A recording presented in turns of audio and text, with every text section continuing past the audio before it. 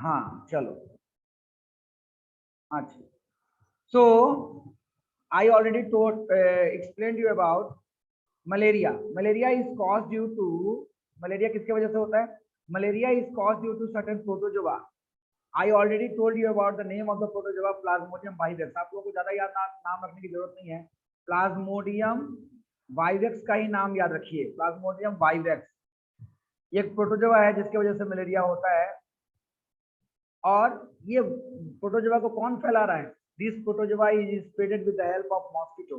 Suppose this is I and here is another one. Suppose I am infected person, I have malaria, I am suffering with malaria, मेरे शरीर में malaria हो रखा है, and there are certain germs और there are certain protozoa जो हमारे शरीर में, मेरे बॉडी में मूव कर रहे हैं, they are moving inside in our body, my body, okay.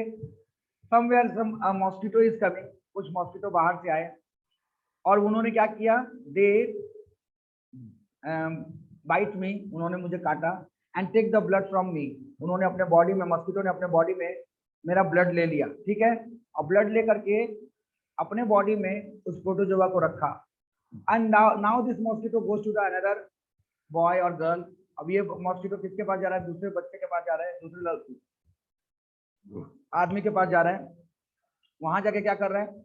अब ये जो मेरे शरीर से ब्लड लिया था, उस ब्लड में ऑलरेडी प्लाज्मोडियम वाइवेक्स और बोल सकते हैं प्रोटोजोआ उसने ऑलरेडी सक करके रखा था अपने बॉडी में, वो लेके रखा है मॉस्किटो। ये मॉस्किटो क्या किया, इसको क्या जब बाइट करने के लिए, तो जब अपना इसका खून सक कर रहा है, उसी समय क्या किया, अपने माउथ से दो चार या 10 जर्म या 50 जर्म हो सकते हैं, उसके इसके बॉडी में उसने उसके ब्लड स्ट्रीम में डाल दिया। मतलब ये सक कर रहा था, लेकिन इसके सलाइवा से होकर के कुछ जो है जर्म इसके बॉडी में आ गए, और ये अगले 7 दिन में क्या हुआ, इसके बॉडी में ये सारा का सारा जर्म फैल गया और अगले 7 दिन में इसको पूरी तरह से इन्फेक्टेड कर दिया और ये इंसान पूरी तरह से बीमार हो गया। So the mosquito act like a, mosquito कैसे एक्ट कर रहा है? Like a vector, it is a vector here. Mosquito क्या है? वेक्टर है। ये क्या कर रहा है? इन्फेक्टेड पर्सन से जर्म्स को ले आकर के हेल्दी पर्सन में इनपुट कर रहा है। यदि इस मलेरिया के मॉस्किटो को यदि हम मार दें, इस वेक्टर को यदि मार दें, तो इन्फेक्टेड पर्सन इन्फेक्टेड ही रहेंगे, उनसे किसी भी तरह से हेल्दी पर्सन के अंदर ये जो मलेरिया वाला जर्म्स है वो नहीं जा पाएगा। यानी सारा का सारा जो कसूर है वो इस मॉस्किटो का है। अल्टीमेटली ये मॉस्किटो ही खत्म हो जाते तो कभी भी मलेरिया जो है स्प्रेड नहीं होता, चिकनगुनिया स्प्रेड नहीं होता, हाँ डेंगू स्प्रेड नहीं होता, इस तरह की बीमारियां कभी भी स्प्रेड नहीं होती। So how can we prevent this disease? इस डिजीज को हम कैसे प्रिवेंट कर सकते हैं? We can prevent this disease by using mosquito net. We should sleep under the mosquito net.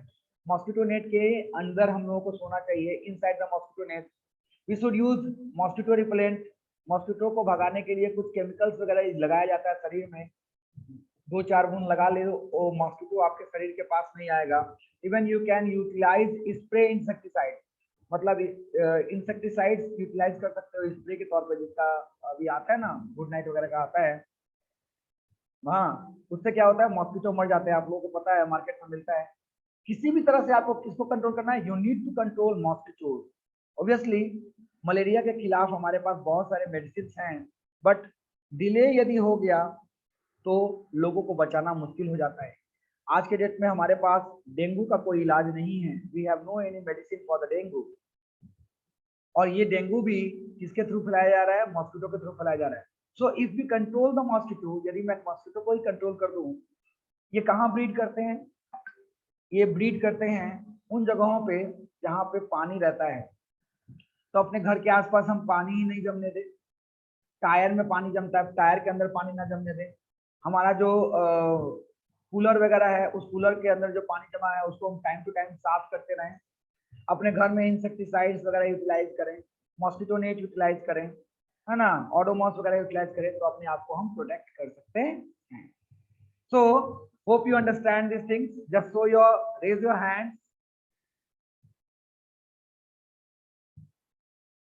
Very good, very good, बहुत अच्छे, very good. Now I am going to write some questions, note it down from here. what is the causative organism, what is the causative organism of hepatitis A? आप लोग को hepatitis B नहीं दिया है, so you need to learn only A. Hepatitis A, hepatitis A. Next question, how is this disease spreaded?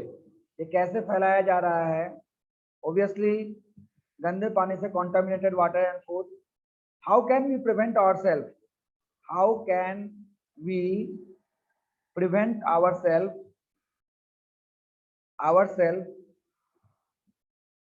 from hepatitis A? Hepatitis A से हम कैसे अपने आप को बचा सकेंगे? And what are the symptoms of hepatitis A? Symptoms तो मैंने बताया नहीं, बता देता हूं. What are the symptoms of, symptom मतलब रोग के लक्षण. What are the symptoms of hepatitis A? Hepatitis A का सिम्टम क्या है? Just I am going to make you understand, सब बताऊंगा. अब यहाँ पे नेक्स्ट क्वेश्चन लिखेंगे, what is the positive organism of hepatitis A को अब हटा करके दूसरा क्वेश्चन नोट कर लेंगे, मलेरिया. सेम क्वेश्चन है मलेरिया, यहाँ दूसरा क्वेश्चन आ जाएगा. Next, how is malaria spreaded? How is this diseases spreaded? ये कैसे फैलाया जा रहा है मलेरिया? ऑब्वियसली. तीसरा क्वेश्चन नोट करेंगे, how can we prevent ourself from? ये हेपेटाइटिस ए की जगह पे अब क्या क्वेश्चन नोट करेंगे? मलेरिया. अपने आप को हम कैसे मलेरिया से बचाएंगे? How can we prevent ourself from malaria? Malaria से अपने आप को कैसे बचाएंगे? And what are the symptoms of, अब हेपेटाइटिस ए को हटा करके अब यहाँ पे नाम लिख देंगे मलेरिया. यानी कि सेम क्वालिटी का ही क्वेश्चन है, बट सिर्फ डिजीज का नाम चेंज हो रहा है. So I have explained all this topic, but only this topic has not been explained by me. Now what I am going to explain you about this topic only, that is malaria and hepatitis का symptom. Symptom यानी लक्षण. कैसे पहचानेंगे कि कोई hepatitis का patient है? Hepatitis, ये हेपेटाइटिस ए हो या बी हो, इसके कॉमन फीचर्स मैं बता रहा हूं. पहला है जॉन्डिस. जॉन्डिस का मतलब हुआ येलोइश अपीयरेंस ऑफ आई, आंखें जो है पीली हो गई हैं. एंड स्किन भी पूरा पीला हो गया है. येलो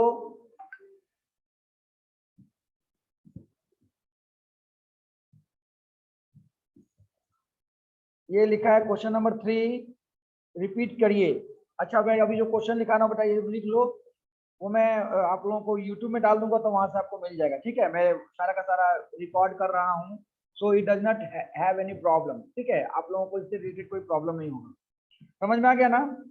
तो जॉन्डिस क्या है? येलोइश अपीयरेंस होगा, आपके पूरे बॉडी में येलोइश अपीयरेंस होगा. आई जो है येलो हो जाएगा, स्किन जो है येलो हो जाएगा, और येलो यूरिन होगा, है ना. पासेस येलो यूरिन, पूरी तरह से यूरिन जो है वो येलोइश दिखाई देगा. थर्ड नंबर में हम लोग आते हैं. थर्ड नंबर जो टॉपिक है वो है कि vomiting, nausea and vomiting. Nausea मतलब उल्टी जैसा फीलिंग, और साथ में वॉमिटिंग, उल्टी भी होगा, वॉमिटिंग. चौथा कॉन्स्टिपेशन, लैट्रिन होगा नहीं, और डायरिया, या फिर डायरिया भी हो सकता है. ठीक है. चौथा पेट, एब्डोमिनल पेन, पेट में दर्द होगा, मेनली लीवर में दर्द होगा, लीवर के लोकेशन में दर्द होगा, यानी कि राइट हैंड साइड में, पेट के right hand side, upper right hand side में एब्डोमिनल पेन होगा. लॉस ऑफ एपेटाइट, भूख नहीं लगेगा. लॉस ऑफ एपेटाइट, भूख नहीं लगेगा. ठीक है, लॉस ऑफ एपेटाइट. और भी बहुत सारे लक्षण हैं, लेकिन इस तरह के लक्षण यदि आ जाएं, और वो तेल मसाला बहुत खाता है बच्चा, हाँ, क्रेव माने भूख लगी रहेगी उसको, of oily and salty substance, इस तरह की चीजें वो बहुत ज्यादा पसंद करेगा, तेल मसाला वाला चीजें बहुत ज्यादा पसंद करेगा। ठीक है, तो ये तो हेपेटाइटिस ए और बी से रिलेटेड मैंने सिम्टम आप लोगों को बताया।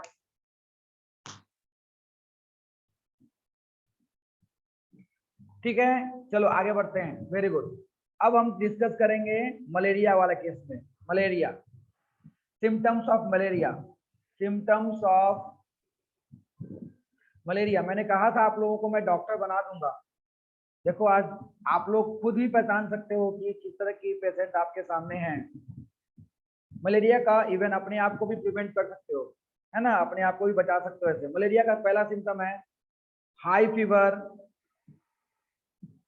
बहुत तेज बुखार होगा विथ चिलनेस, और बहुत तेज ठंड लगेगा, है ना। फिर दूसरा है चिलनेस, यानी कि जब ठंड लगेगा, इज एसोसिएटेड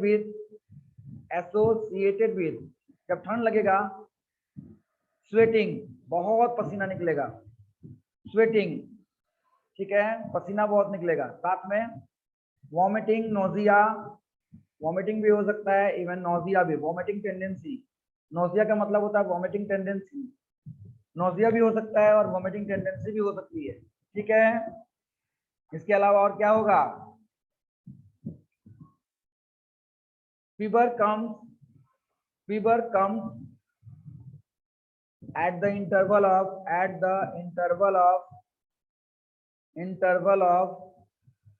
24 to 48 आवर, हर 24 से, हाई फीवर लिख लो, हाई फीवर, बहुत तेज बुखार आता है, हाई फीवर आएगा 24 से लेकर 48 घंटा के अंदर में, बार बार आएगा, रिपीटिंग होगा। ठीक है, ऑब्वियसली भूख नहीं लगेगा, लॉस ऑफ एपेटाइट, भूख नहीं रहेगा, है ना। चलो, बहुत अच्छी अच्छी बातें बता दिया मैं आप लोगों को आज। दो बीमारियां आप लोगों ने समझा बहुत अच्छे से। नोट कर लें बेटा आप लोग, ये वाला बात नोट कर लिए। जिन लोगों ने नोट नहीं किया उन लोगों के लिए कोई बहुत बड़ी बात नहीं है बेटा, आप लोग मेरे YouTube चैनल से ही सारी चीजों को देख सकोगे, क्योंकि ये मैं आप लोगों के ग्रुप में शेयर करने जा रहा हूँ। Okay, so it will not create any problem to you. Now we are going to understand one more topic, that is called disease causing microorganisms. There are certain diseases which are caused with, there are certain microorganisms which cause diseases to the different kinds of different kinds of 10 minute time बचा हुआ बेटा। Different kinds of animals, कुछ ऐसे भी बीमारियां हैं जो animals को करते हैं, खास करके कैटल्स को कुछ बीमारियां हो जाती हैं, and that disease are called also by the micro organism. वो बीमारियां किसकी वजह से होती हैं? माइक्रो ऑर्गेनिज्म की वजह से होती हैं। कैटल्स को मतलब होता है जो आपके घर में गाय बकरी भैंस है, उन लोगों को भी बीमारी होती है। इवन प्लांट्स को भी बीमारियां हो जाती हैं। तो यहाँ पे several micro organisms not only cause disease to human and plant but also the other animals, बहुत सारे दूसरे एनिमल्स को भी बीमारियां होती हैं। फॉर एग्जाम्पल एंथ्रेक्स, ये एंथ्रेक्स एक बीमारी है जिसको हम लोग माउथ एंड फुट डिजीज भी बोलते हैं। यानी गाय का जो है जीभ लटक जाता है और पैरों में जो है बड़े बड़े फुंसी वगैरह हो जाते हैं। आप लोगों ने देखा होगा जिन लोगों के घर में गाय है, जीभ लटक जाता है, बॉडी का टेम्परेचर बहुत हाई होता है। ये एक बैक्टीरिया की वजह से होता है, बैक्टीरिया का नाम है बैसिलस एंथ्रेसिस। ठीक है, ये बहुत ही हानिकारक बैक्टीरिया है और इसके वजह से बीमारी होती है। इसका खोज किसने किया था बैक्टीरिया का? Robert Koch. ठीक है, इसको क्या बोला था मैंने? Foot and mouth disease. देखो यहाँ पे लिखा हुआ है foot and mouth disease of the cattle is caused by virus. Foot and mouth disease जो है वो वायरस की वजह से होता है। और एंथ्रेक्स जो है वो बैक्टीरियल डिजीज है। Sorry, foot and mouth disease जो है वो वायरल डिजीज है। वो ये भी फुट एंड माउथ को ही ज्यादा इफेक्ट करता है, बॉडी टेम्परेचर बहुत हाई होता है। मरे हुए जानवरों के बॉडी से इस तरह का वायरस बैक्टीरिया निकलता है। ठीक है, चलो नोट कर लो ये question. who discovered the bacteria that cause anthrax. Anthrax का खोज किसने किया था? Name the causative organism of anthrax. Anthrax का कॉजेटिव ऑर्गेनिज्म का नाम लिखना है. ठीक है, समझ में आ गया होगा आप लोगों को. फिर यहाँ पे एक और क्वेश्चन लिख लो. Name any two disease that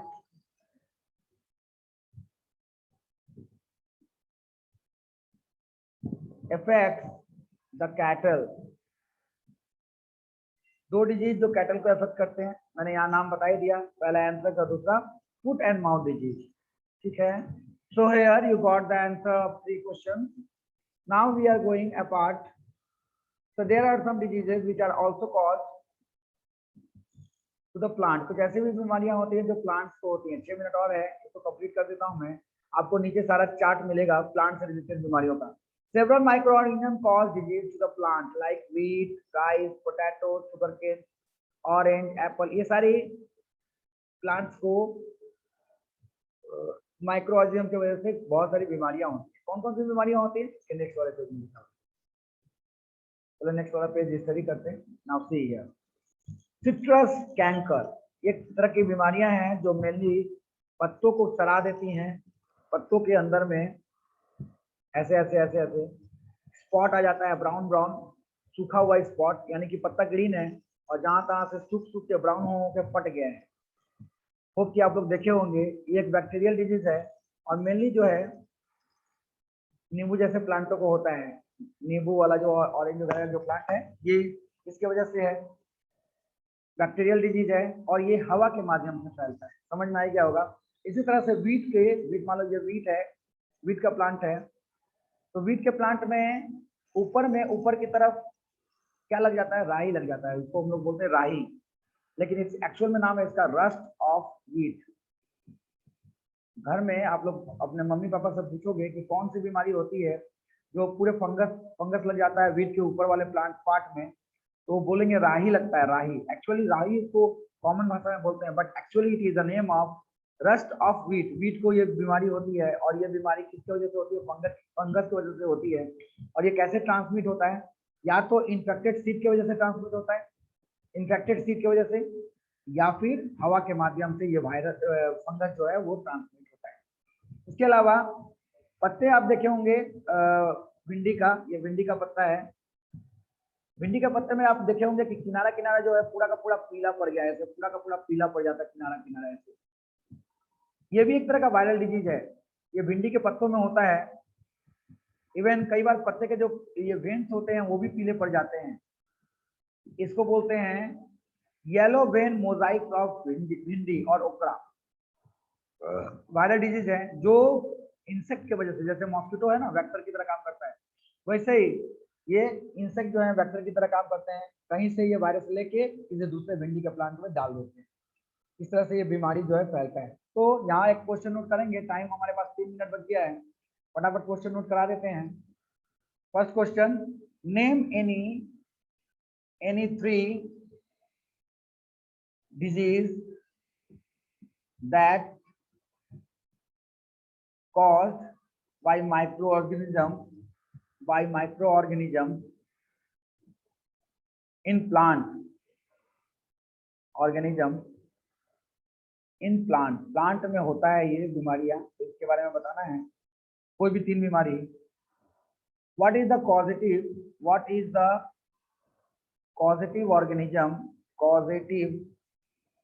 organism of rust of wheat. rust of wheat का पॉजिटिव ऑर्गेनिज्म क्या है? And how is the yellow vein Mosaic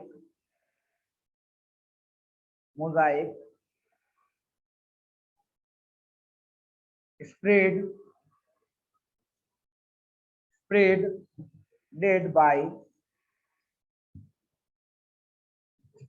नहीं, बस ये स्प्रेडेड तक लिख लो. ये छोटा छोटा सिंपल क्वेश्चंस मैं लिख दिया हूँ। 2 मिनट और बचा हुआ है, चलो इस पे देखते हैं आज खत्म हो जाता है क्या। आज तो उतना नहीं खत्म होगा, नहीं एक दिन और लगेगा। आज के लिए यहीं तक रहने देते हैं। आप लोगों को मैं सबको अनम्यूट करता हूँ। आप लोगों को कोई तकलीफ हो तो आप लोग बताओ, समझ में आया कि नहीं आया। चलो सबको अनम्यूट हो गया, फटाफट बात करो। Yes sir. सबको समझ में आया? क्वेश्चन रिपीट कर दीजिएगा। Yes sir.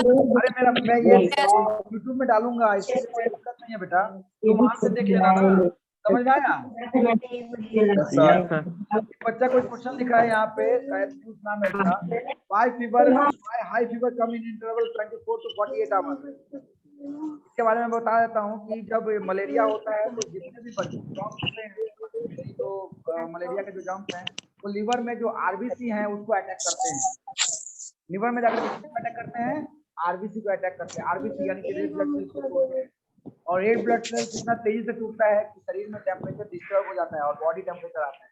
समझ में आया? उसके बाद जब हाई फीवर होगा तो उसके 2-3 घंटे के अंदर इतना तेज ठंडा लगेगा कि कंबल से कंबल उड़ा दो, कोई फर्क नहीं पड़ने वाला। सर वो तो फीवर में भी तो होता है। फीवर में भी वो टूटता है। तुम्हें क्या लगता है फीवर क्या है? Fever is a symptom of disease, not a disease. Fever disease नहीं है, सिम्टम है ये। बहुत सारे डिजीज में फीवर होता है, ठीक है। और फीवर होने का मतलब ये हुआ, फीवर मतलब होने का मतलब हुआ कहीं ना कहीं आपके बॉडी में कोई माइक्रो ऑर्गेनिज्म घुस गया है और वो माइक्रो ऑर्गेनिज्म अपना सिस्टम चला रहा है और आपके बॉडी में अपना सिस्टम चल रहा है और दोनों सिस्टम मिल करके हीट पैदा कर रहे हैं। समझ में आया मेरी बात? और इस कारण से बुखार होता है। Yes sir. हाँ चलो अब टाइम खत्म हो गया। Okay bye bye. Bye sir. Bye bye sir. Bye sir. Bye बेटा, बाय बाय बाय बाय।